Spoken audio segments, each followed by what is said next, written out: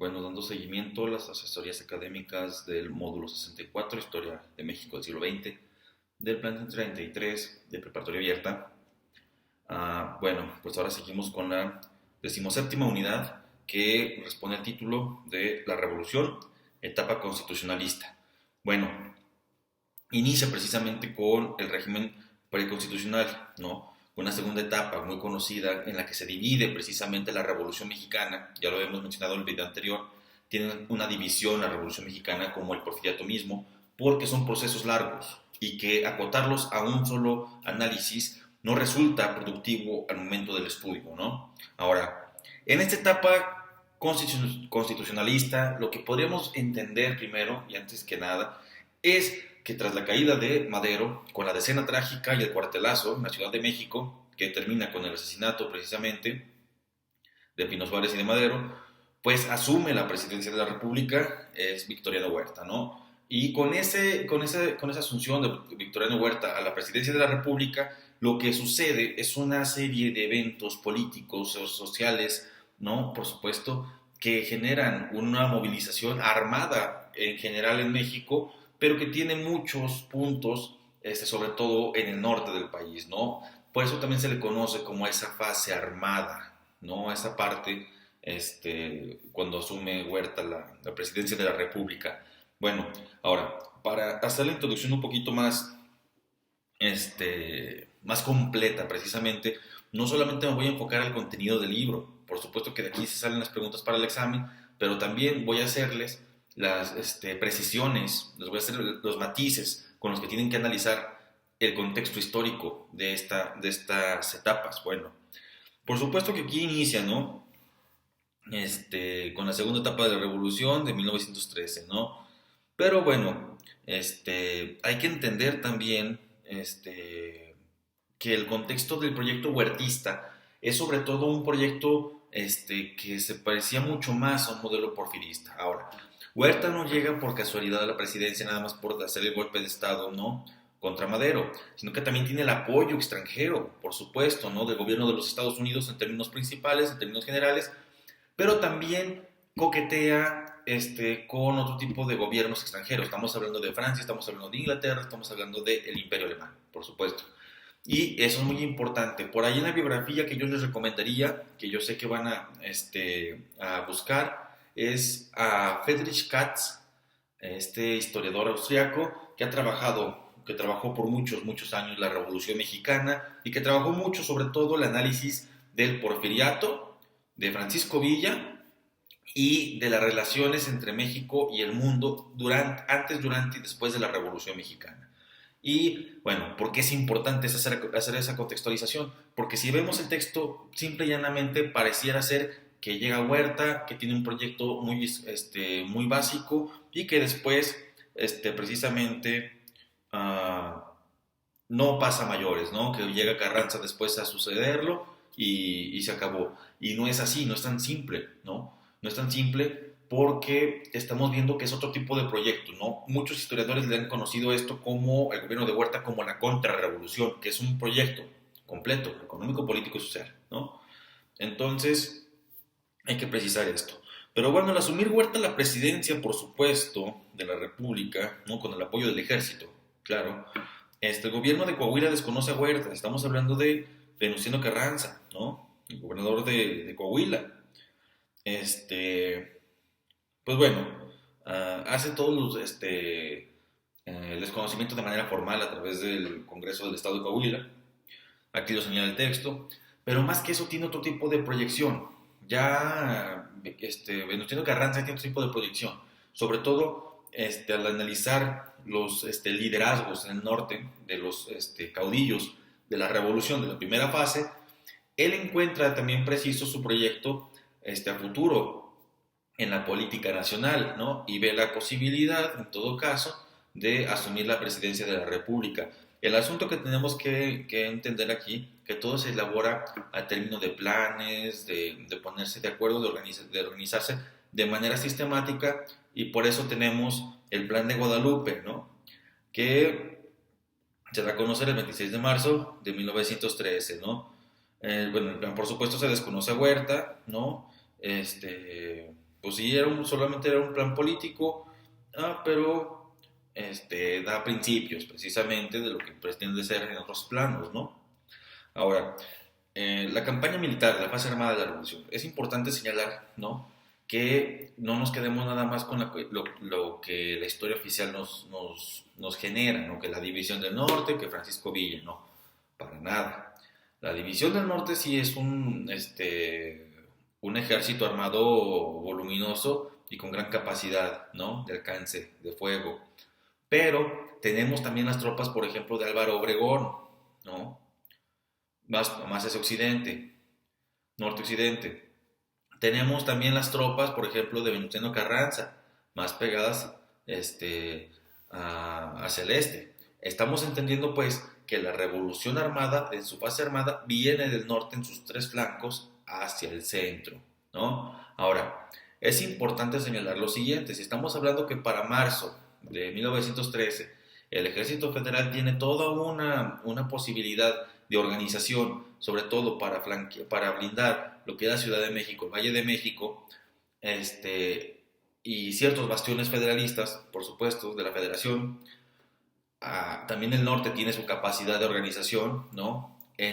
Sobre todo en Chihuahua, en Durango, ¿no? Por supuesto, y ahí se va generando este tipo de movilizaciones, ¿no? Sonora, no se diga, por supuesto. Ahora, es bien importante. ¿Qué pasa? ¿Qué pasa con el zapatismo durante esta fase? Pues está activo el zapatismo, ¿no? Está activo el zapatismo y ya veremos más adelante cómo tiene sus rompimientos con el proyecto carrancista. Bueno, uh, el gobierno de Estados Unidos no había reconocido a Huerta, ¿no? Por lo cual busca apoyos de otro tipo de gobiernos, ¿no? Por supuesto. Este, Finalmente, pues ya cuando el gobierno de Estados Unidos ve que Huerta no garantiza tampoco los intereses estadounidenses de inversión de capital, pues bueno, pues se declina mejor por el proyecto carrancista, ¿no? Es importante analizar esto, ¿no? Cómo durante este tipo de gobiernos la mano política, ¿no? De la embajada de Estados Unidos tiene muchísimo peso porque son los principales inversionistas a nivel nacional, que sostienen todo un andamiaje económico. Por eso hay que entenderlo también, por qué tanto Estados Unidos, por qué siempre se meten, por qué todo esto. Hay que entender cuáles son los intereses y a qué responden esos intereses económicos, ¿no? Bueno, por supuesto. Sigue con Carranza el texto en la página 307 y aquí viene el asunto, ¿no? Cómo la organización precisamente de Carranza y de este movimiento que prometía mucho más inclusive que el de Madero, tiene fuerza y otra vez hace homogéneo el poder en términos de la representación de un hombre, como es Venustiano Carranza, para derrocar a Huerta, ¿no? Y por supuesto, ¿no? Estamos hablando que una vez que ya caen las ciudades tan grandes como Torreón o como Zacatecas, prácticamente el proyecto huertista está deshecho, ¿no? El proyecto de Huerta culmina de manera trágica en términos de que la organización de la División del Norte, la División del Centro, los grupos de Álvaro Obregón y de Carranza, pues van a poder entrar a la Ciudad de México sin mayor resistencia, ¿no? Y bueno, el ejército constitucionalista, ¿no? Cuando entra a la capital, ¿no? Es una cuestión ahí muy relevante, ¿no? ¿Quién va a llegar primero, ¿no? También se preguntan, ¿va a llegar primero Carranza, va a llegar Villa, ¿no? ¿Quién va a llegar primero a tomar la Ciudad de México? ¿No? Hay unas fotografías muy ilustrativas del material que yo precisamente les puedo pasar sobre otro historiador, gran historiador mexicano que ha trabajado muchísimo y actualiza muchísimo su información, Javier García Diego. Él trabaja también Revolución Mexicana, está trabajando también a partir de, yo les ofrezco el material de Historia Mínima de México, del Colegio de México, ¿no? Que viene inclusive ilustrado, que viene con fotografía muy buena, por cierto. Y bueno, después viene otra división de esta unidad, ¿no? El cisma revolucionario, ¿no? La división entre zapatistas y carrancistas. Hay que entender otra vez, al proyecto zapatista le interesa una sola cuestión, ¿no? La cuestión agraria. Le interesa esa cuestión a rajatabla Aquí todavía sigue vigente la Constitución de 1857, por eso es imposible que se pueda echar a andar un proyecto zapatista en este momento, es totalmente desfasado. Y cuando Carranza asume la presidencia de la República, entiende esto, ¿no? Y también le pasa lo mismo que a Madero, pero lo maneja de manera distinta. Entiende que no puede echar a andar un proyecto zapatista con una constitución con otro tipo de perspectivas. Por eso, Carranza precisamente busca hacer el cambio, hacer convocar una constituyente, busca generar una nueva constitución política, ¿no? Una nueva carta magna, ahora sí con perspectivas, por supuesto, de sociales, ya no tanto económicas, pero sí sociales. Por eso es una constitución que sí le va a dar las armas necesarias al Estado mexicano para poder echar a andar posteriormente, mucho después, un proyecto como el zapatista, ¿no?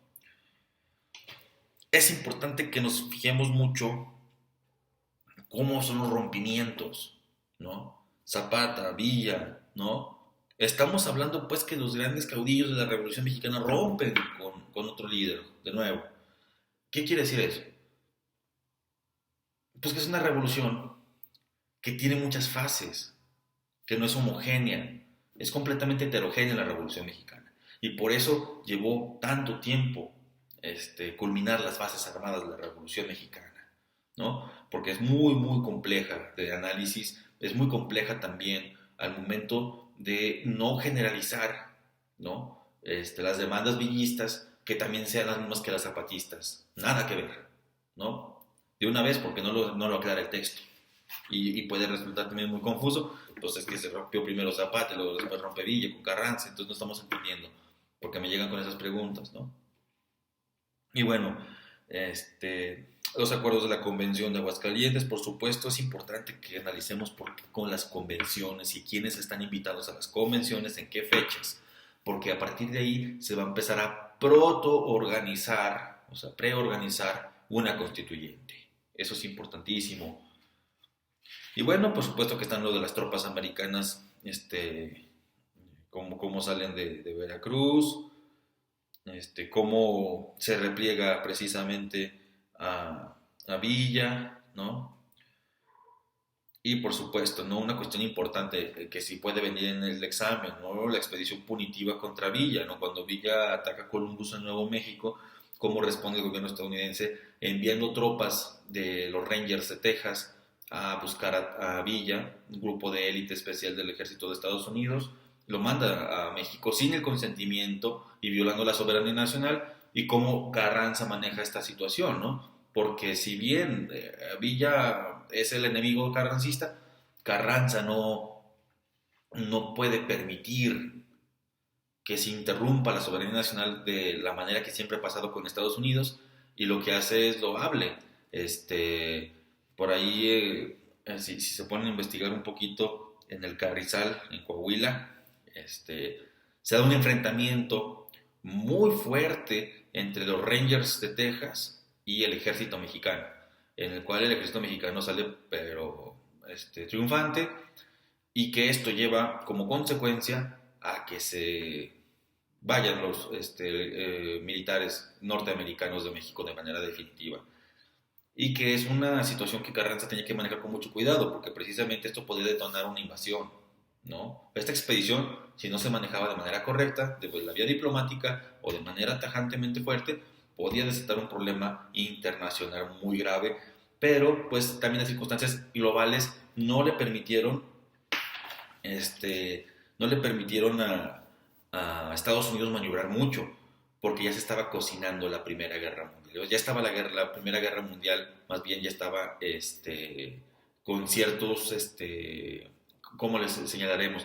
Con ciertos, ciertas naciones que ya estaban a favor y en contra de, y México, ¿no? También estaba tomando posicionamiento de lo mismo. Por eso Estados Unidos no podía permitirse una invasión en plena circunstancia de guerra mundial, ¿no?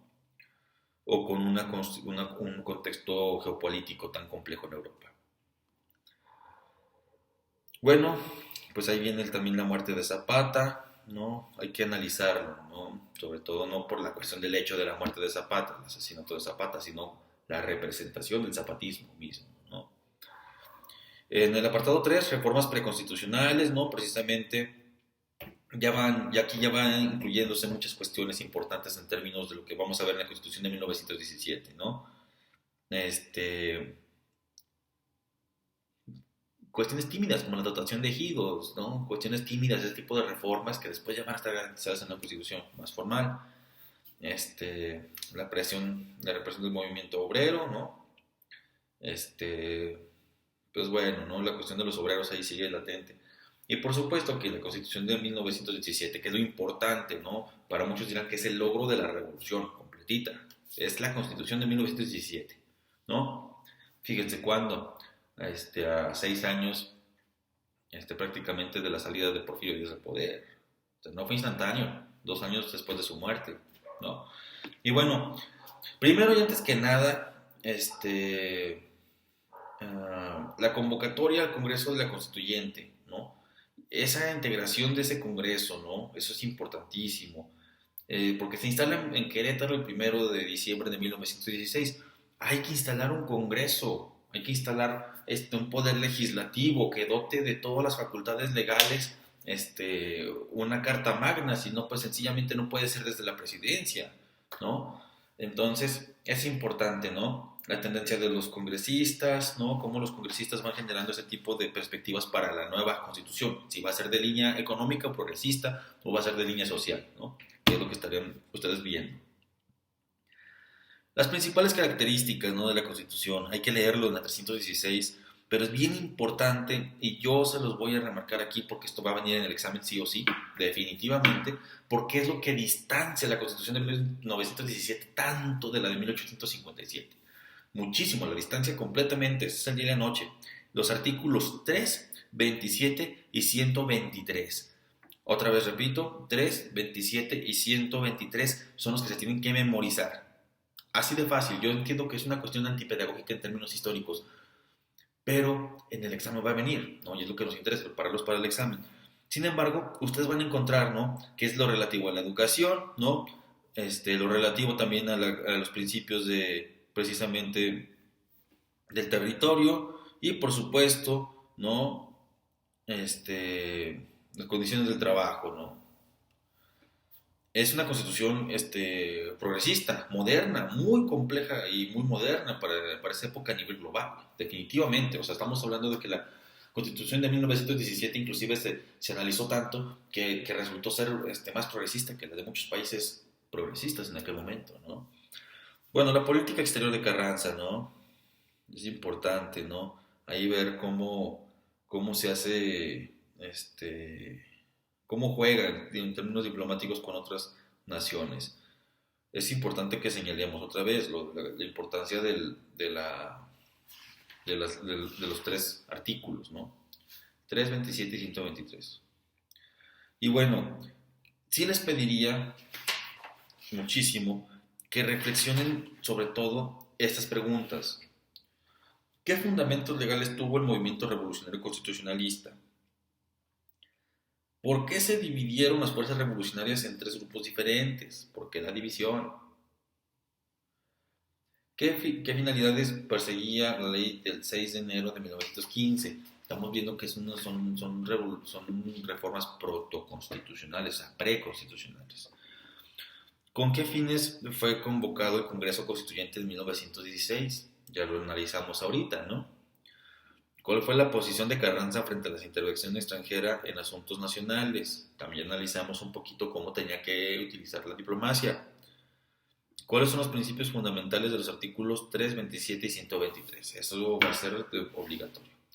Y bueno, sí les sugeriría que en una libreta, que en alguna hoja de papel, ustedes vayan poniendo ahí los principales grupos y facciones de la etapa constitucionalista de esta unidad, porque después, si lo ven, si lo comparan con la etapa maderista y después lo van a comparar con otro tipo de etapa de la Revolución Mexicana, van a encontrarse diferencias inclusive del mismo grupo, que va a cambiar precisamente internamente.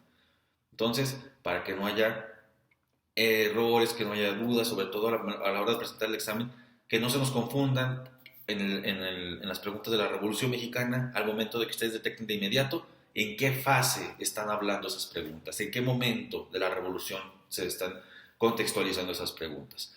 Y bueno, pues seguimos aquí pendientes de que nos manden sus observaciones, sus dudas, sus sugerencias, y yo les haré pasar y les haré llegar el material preciso para esta etapa del análisis de la Revolución Mexicana en su etapa constitucionalista.